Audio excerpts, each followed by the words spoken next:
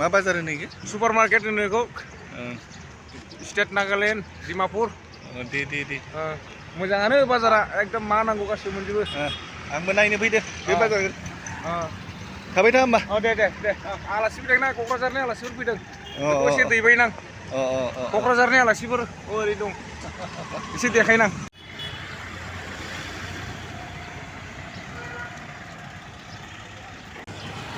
सैमा बेदर बहुद किसिम किसिम एम्फौ एनला जाथावै बुस्थुखौनो जाजोबो बाहाय।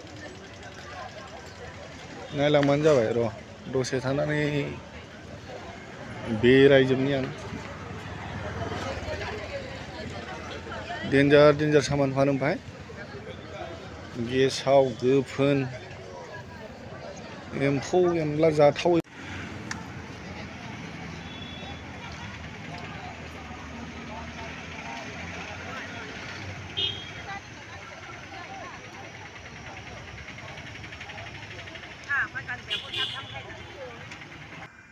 लोगोफोर नायदो नै हालदेंगासेयावनो 150 बिदों इखो 150 नांगौनो 10थासोल' दं।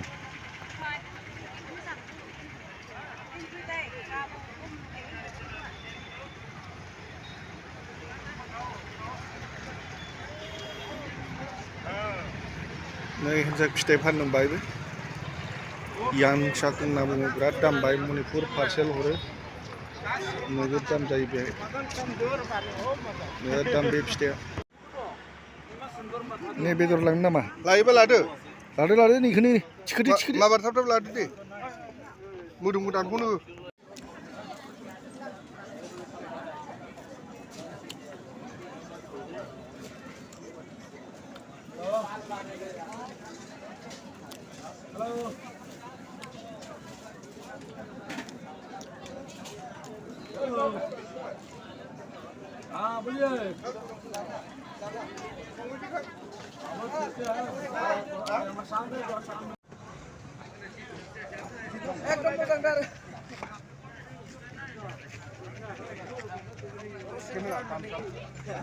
हा?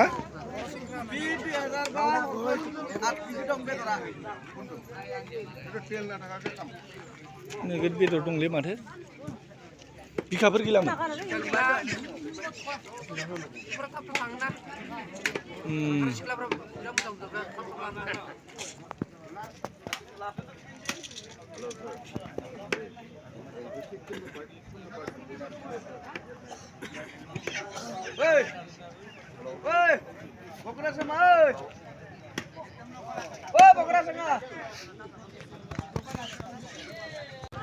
एम्बु बंला जानोबा नै एम्बु बंला बेहाय दङ नोगोद दाम। सैमा बेदर बायदिसिना जायो नै सैमा बेदराबो। साम'आबो गिदिर गिदिरथार। सैमा बेदर बे सैमा बेदर इनि नुवाखै? सैमा बेदर गासिबो जाजायो। नैबे अमा बेदर गोरान नै नायबानो जाबाय। आखुनि बेरेफोर बेरे बायदिसिना फानो बाहाय।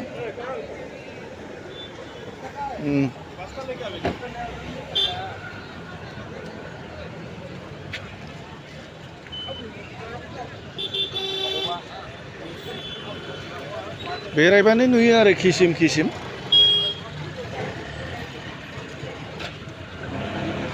लहा लहि लानो फैदोंमोन।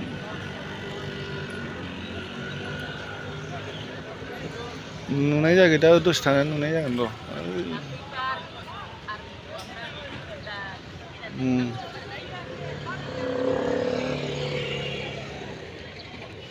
नोंलाय बबेनि? नों बबेनि? कार्बिआलंनि सुपार मार्केट नायनो फैदों आङो। दे मोजाङानो बाजारा मोजाङानो नांदों। एकदम साफाया गैलै आङो। मानो? ओरैसो गल्टा बुंदे। देखायनांगौ आलासिफोर। ओइ क'क्राझारनि आलासिफोर फैदों बिसोरखौ सुपार मार्केटआव देखायदों। दं दा सुपार मार्केट होनो इखौ स्टेट नागालेण्ड डिमापुर। दे मोजाङानो बाजारा एकदम मा नांगौ गासिबो मोनजोबो। आंबो नायनो फैदो बे बाजारखौ। थाबाय था होमबा दे आलासि फैदोंना क'क्राझारनि आलासिफोर फैदों अ एसे दैबायनां अ अ क'क्राझारनि आलासिफोर ओरै दं एसे देखायनां